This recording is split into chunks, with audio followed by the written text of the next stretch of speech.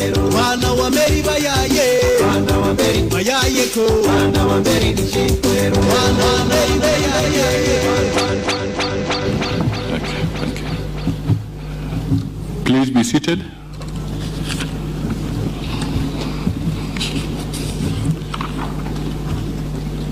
Your Excellency, Governor Stephen Sang, Governor of Nandi County, Dr. Esther Thara Moria, Principal Secretary, State Department for TVET, our leaders, the Honorable Meli, who is also the Chair of the Education Committee in Parliament, Honorable Kitur, Honorable Cynthia Muge, and of course, in absentia, Honorable Kirwa,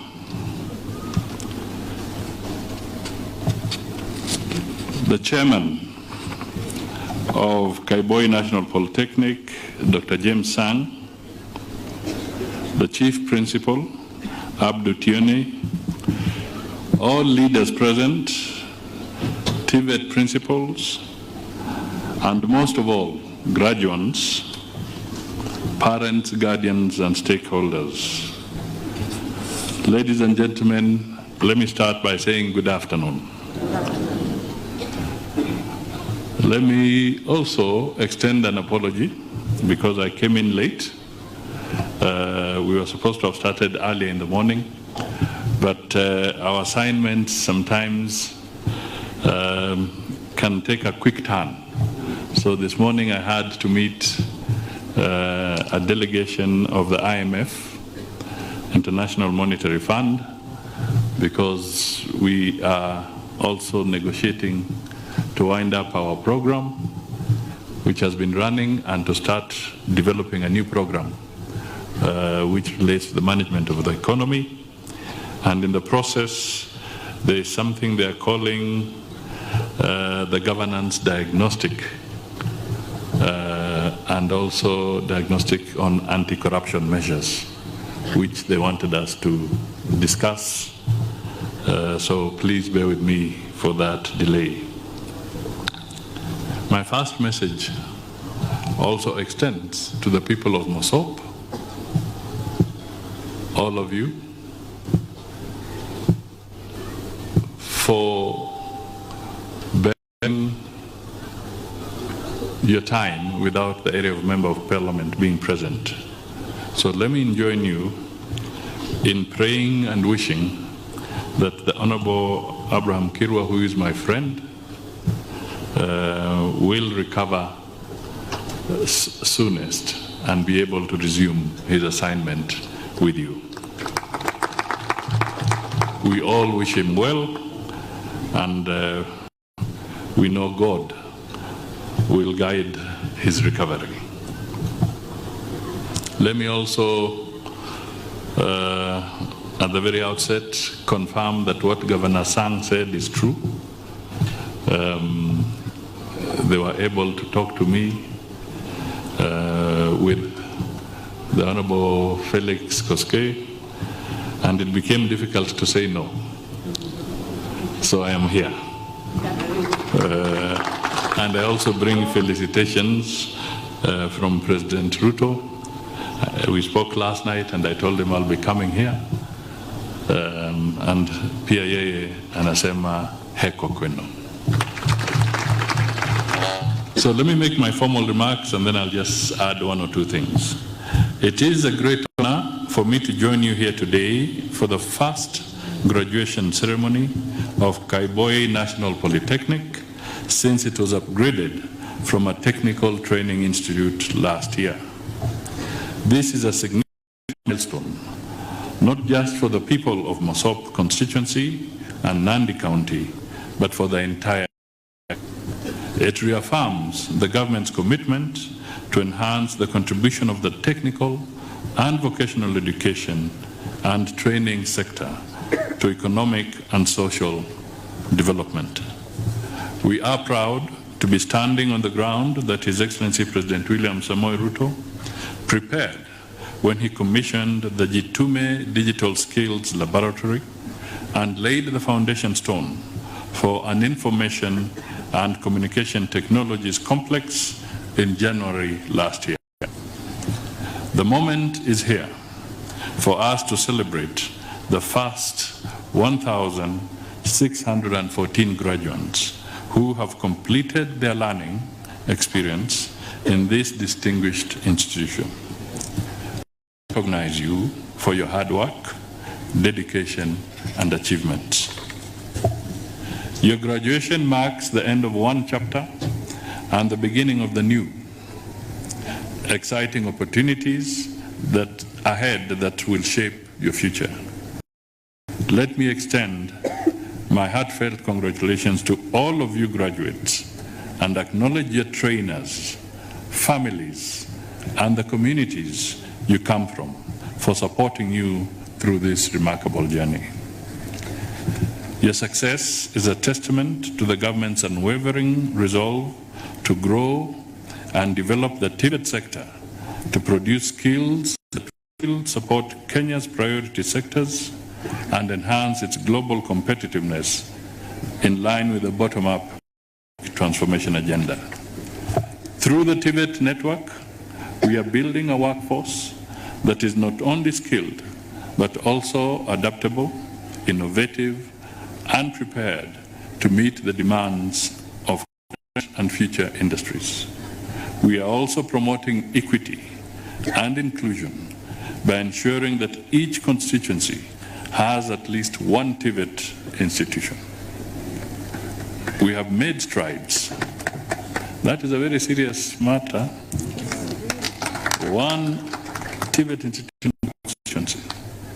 We have made significant strides in reforming the sector to ensure that it is aligned with global trends, industry standards, and the needs of our growing workforce.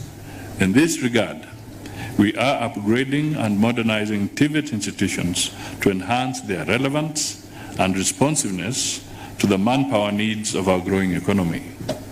These reforms focus on enhancing the quality of education and training, improving access to TVET programs, and ensuring that what is taught in these institutions directly addresses the needs of the labor market. As part of these reforms, the Cabinet has approved the dual training policy, and you heard the Principal Secretary make reference to this, that formalizes the integration of theoretical learning and hands-on training in industries. This historic decision is a game changer, as it will ensure that trainees who have been constrained by skills mismatch with the needs of our industries can now graduate with cutting-edge skills to entrepreneurship or local and international labor markets. This policy will also enable TVET institutions to fully implement the robust competency-based education training curriculum that was rolled out in September 2023. The training focuses on practical skills and outcomes that ensure TVET trainees are knowledgeable and highly skilled in areas most needed by industries. The government has further made substantial investments in upgrading of TVET institutions, infrastructure, including providing modern equipment and learning tools. It has also enhanced investments in the training and development of TVET instructors, particularly in new technologies and methodologies.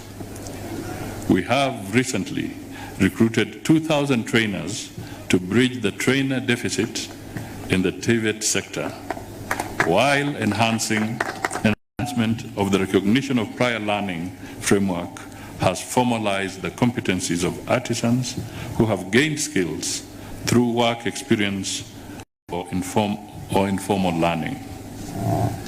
As I conclude the formal remarks, let me appreciate the Council, management, students, and stakeholders of Kaiboi National Polytechnic for hosting this great gathering. You have a great opportunity to position this institution in Kenya's socio-economic transformation journey by developing mutually beneficial linkages with the local community and the industries that will engage your graduates now and in the future. God bless you all, and thank you. Your Excellency Governor Sang, Madam PS, maybe let me just emphasize one or two issues that are critical. One, I just want to underscore the TVET program in Kenya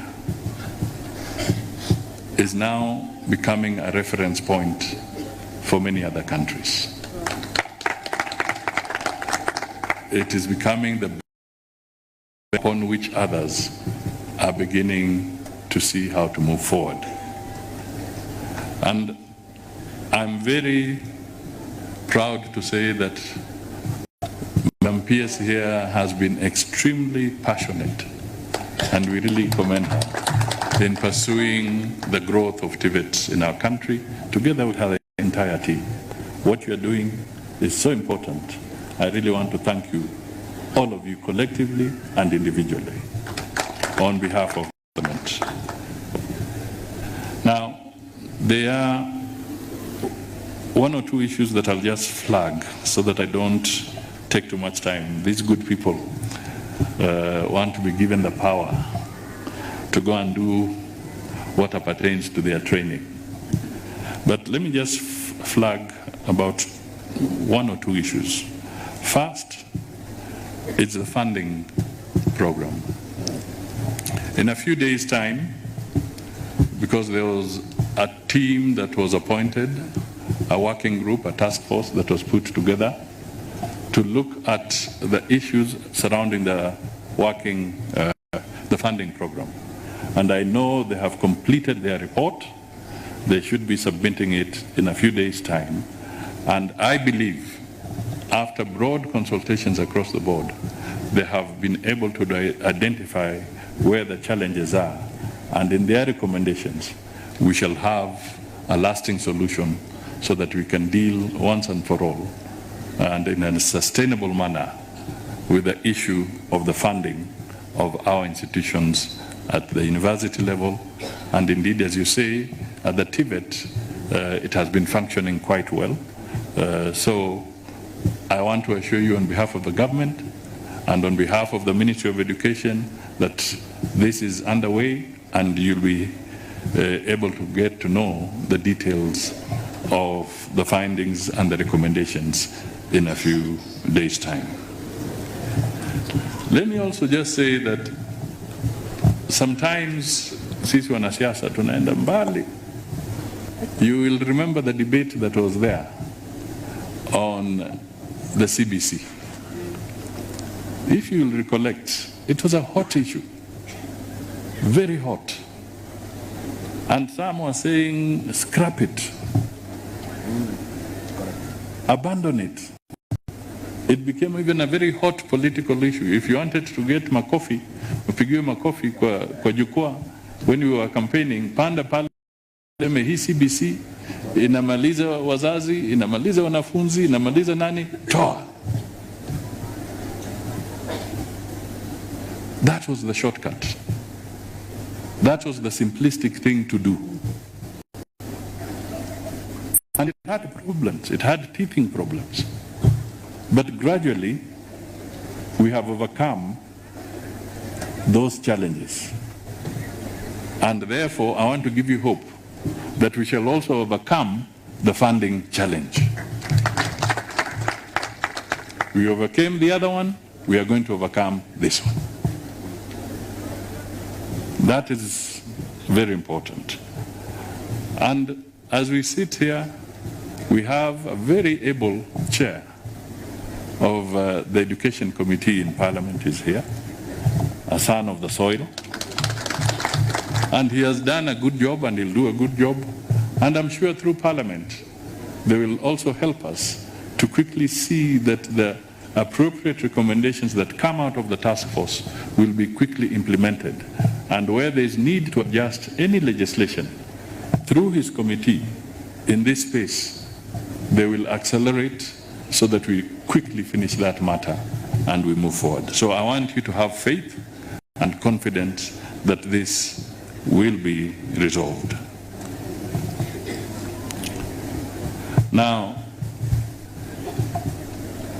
the other thing, and the graduates, be strong, be steadfast, be young men and women of integrity. I came from Geneva the other day on behalf of the government, and I had a chance to meet with the Director General of World Trade Organization, Dr. Ngozi, and the message she said is this: when you go back to your country, tell them that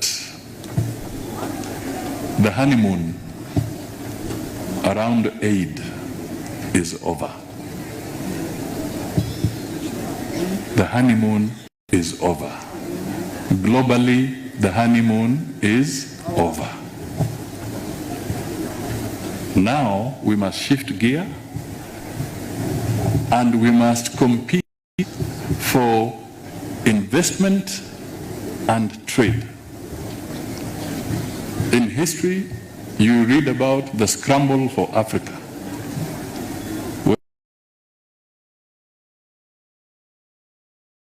Around it. Now, we must look at it in the reverse, that we must scramble for investment and trade.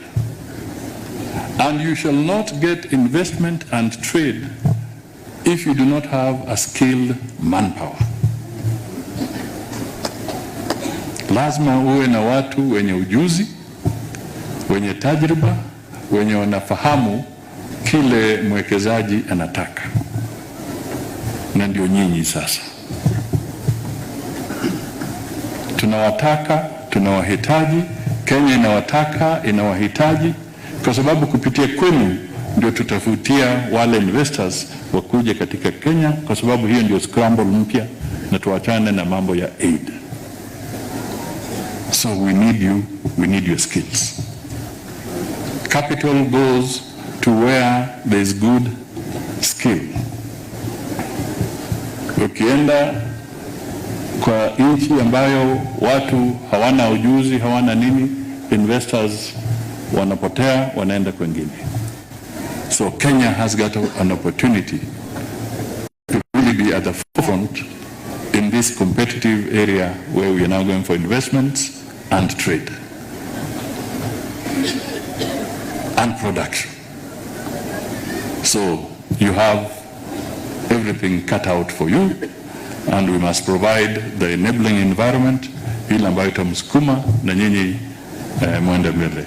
And in all this, we need a stable government, we need peace, we need unity of the country, and we need to be a democratic nation. That is important. Hiyo ni ya muhimu sana. Msidanganywe, mtu asilete korojo wengine hapa ya kusema iko shortcut ama nini. Hapana. We just have to walk the straight and narrow road to make sure that Kenya is on the right path. Kwa hivyo, I want to wish you graduates all the success as you move out to either gain employment or also to generate employment as you move forward. Sio tu kuandikwa ama kuajiriwa, pia na nyinyi nikiangalia, nikitazama, you can also do it. You can also do it. Tazama mwenzako ambaye yuko karibu na wewe, muangalie kwa uso. Muulize, will you be an employee or an employer?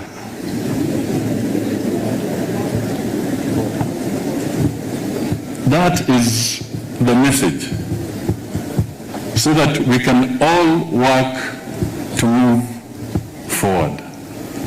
Finally, kwa kisiasa hapa, Mheshimiwa Sang, unajua wewe ni gavana wangu tu. Zile barabara mmesema na nini, if you get the roads I also benefit. If you say things I benefit. Kwa hivyo you have recruited me, I will be part of you kutetea hizo maneno, na jumbe vile umesema tutaungana so that when there's an opportunity, a good thing that is comes to as Kenyans. Na pia nataka niwaambie yangu, majority leader alisema mambo ya earthquake. Najua sasa wewe unataka kuvunja nyumba za wenyewe. Lakini tuko sawa, tunaendelea vizuri, tutashikana so that we can all pool resources to this place. I also want to let you know, as my very good neighbors and friends, najua wakati tulizungumza mambo ya earthquake, tumeenda sasa a notch higher. Sisi kwa ANC na UDA sasa tumeshikana, we are now one. Sasa tunasonga mbele, tukienda mbele, and the judgment will remain with the voter. President akizungumza mambo ya housing, wengine wanatekelele. Sasa kwanza walitupeleka koti hapa na pale. Sasa juzi nimeona wanasema now where will be the title deeds for the houses, the sectional head, sectional titles. It is the government of the day that generates titles. Please, for heaven's sake, who does land adjudication? Government. Who issues titles? The government. Who created the law to allow the sectional titles? Yani, when you are on top of a flat, sectional title, nile title for the upper floors, not the ground one. Who created the law for sectional titles? Government. So surely, why are you looking for the smallest of things to make it look like the housing program is a problem for the people of Kenya? Always trying to give wrong information. It is the government of the day that issues titles. And there's a procedure to issue titles, including the sectional titles. So don't mislead on a matter like this.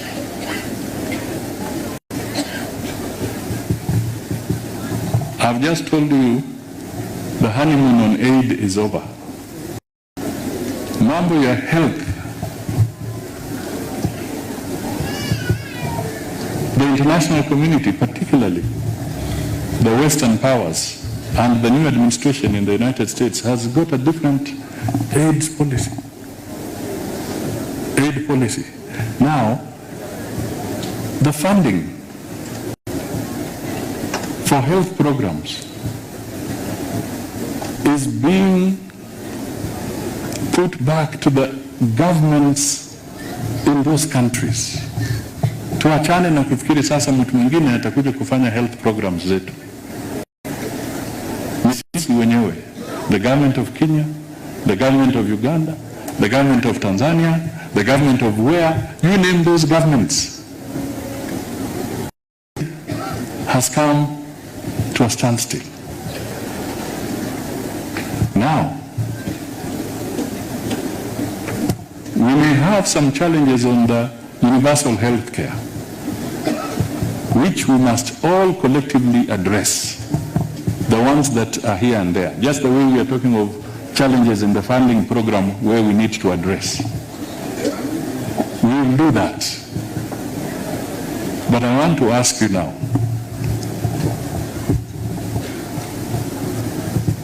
was it a premonition or what was it that led the government of Kenya to pursue aggressively the need to have a proper and functioning universal health care program? Now that aid is being cut, it's being removed. Ladies and gentlemen, even if you don't like the government, but at least acknowledge one thing.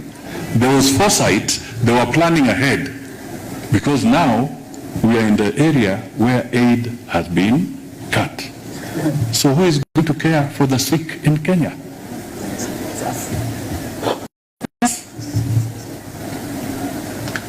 Because the international, ladies and gentlemen, we are not going to take care of your sick anymore. The sick in your countries must be taken care of by yourselves.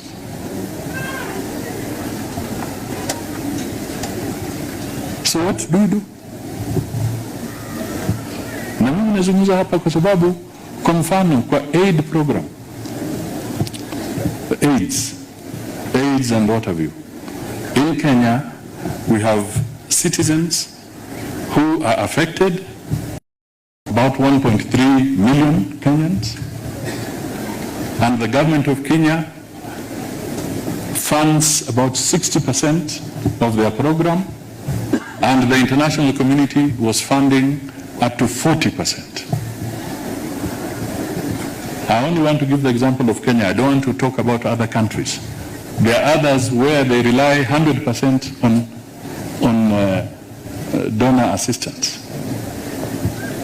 So the government of Kenya must figure out, how do we meet the gap of 40% that is no longer going to be available from the international community? We have to do it. As a responsible government, we have to find. If we were irresponsible, we would say we shall do nothing about it. So the 40% who are relying on international funding can then just disappear into the wilderness. Our responsible government cannot do that. And the government of President William Ruto is a responsible government, and therefore, that's why you have a universal health care program, so that we can systematically find a way of catering for all Kenyans, irrespective of their station in life. Na hapo ndio mimi na imekuja hapa kusema, kama jirani wenu, tusipige siasa na maisha ya watu. Tutoe suluhu, tufikirie, tujadiliane, pahali sheria lazima ibadilishwe, tubadilishe kupitia kwa bunge na kwa county assemblies, alafu tusaidie Wakenya wetu. Kwa hivyo, kama nimeongea zaidi,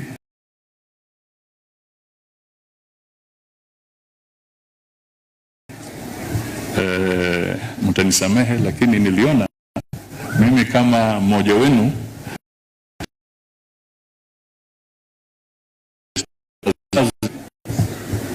na nimefurahi kwa sababu hamkupiga makofi. Hiyo ni dalili kuonyesha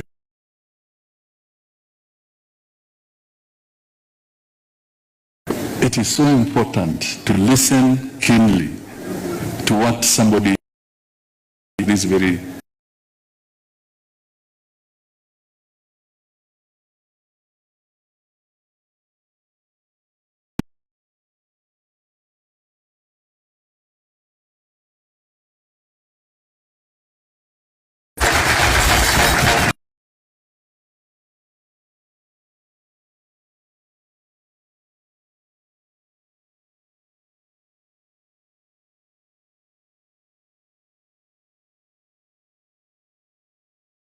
Utaniruhusu niweze kumkaribisha naibu mwalimu mkuu James Odwar aweze kuendeleza ratiba